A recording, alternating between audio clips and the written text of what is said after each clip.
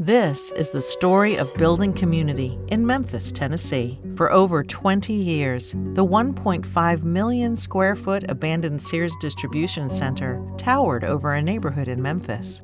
This is the story of a city coming together to build on arts, education, and healthcare to create a space for collaboration and growth.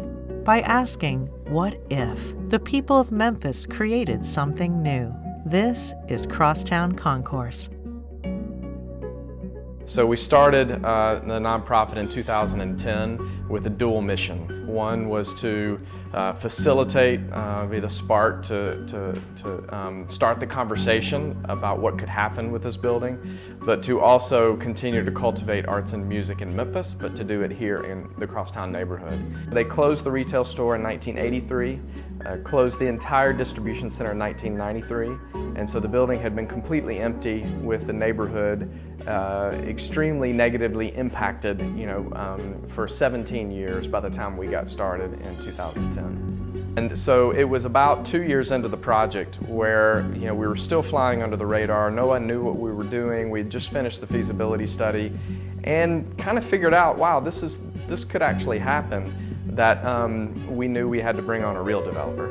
And that's when I got introduced to McLean Wilson, and principal at Kemmons Wilson Companies.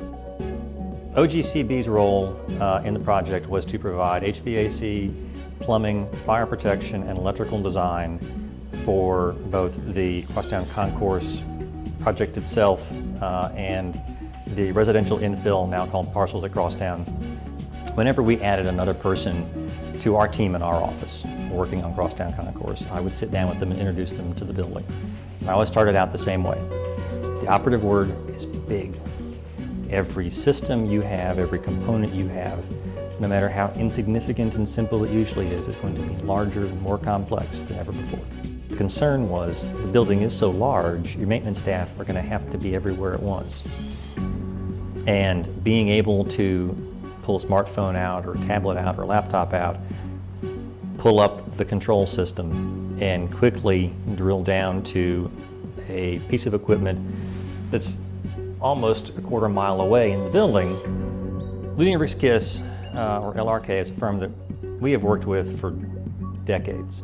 They were brought in by the development team very early on to help figure out feasibility and look at what can you do with the building and how do you take those concepts and get them into construction documents that somebody can then go build effectively. Grinder Tabor Grinder joined the team very early on in the process in conjunction with the design team, such that when we were looking at the conceptual and schematic levels of the design and trying to work out really basic concepts, they were in the room with us.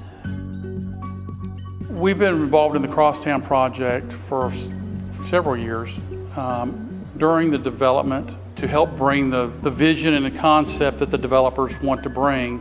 We're there to help operate that. There is no question that the manufacturer's protecting and taking care of the equipment. Plus you have the intelligence services and the BAS control that they can help us with that really pays dividends down the road that we would never get with a contract with somebody else.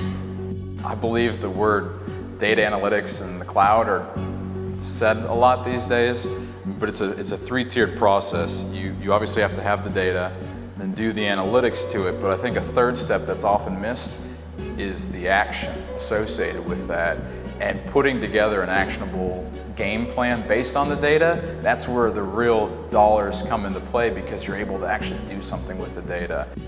So early on for us, getting LEED certification and doing all the things that we needed to do to work towards both economic sustainability and environmental sustainability was really important.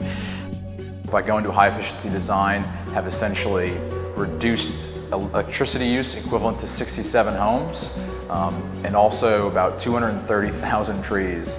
So that sustainability portion of it is also very prevalent in the design of the project, and making sure that there's a sustainable design, but it's also financially viable, and finding that mix between the two and quantifying that, I think, is really where we help bring that perspective into play. First cost on this whole deal mechanically, just in the chiller plant, we knocked $250,000 off. As far as cost savings, it's a home run on the mechanical. We chose Trane as a partner on this project for mechanical, and understanding from our experience over many years that the expectations be fulfilled. The idea that you can go to a manufacturer, you can believe that they're going to deliver what they're going to deliver, and then they actually deliver what they deliver, and they back you up, that takes so much off of us. The project has to show value to the tenant, show value to the occupant, show value to the visitor to the building, so that the building becomes economically viable, it supports the community, and it becomes an economic enterprise that works. I think for me, the most important impact that this project has had is a shift in the psychology of the city.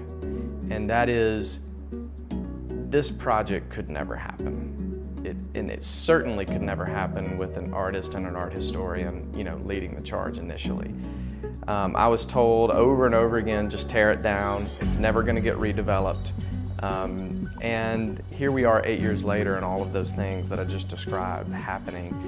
And I hope that, and I feel like it's true, that if this can happen, anything can happen. That people in Memphis see what's gone on here and really believe in who we are as a city. And we always say, success is not groundbreaking, success is not our grand opening, but success is 10 years down the road when people are here enjoying it, renewing their leases, and it's still a vibrant place for Memphis.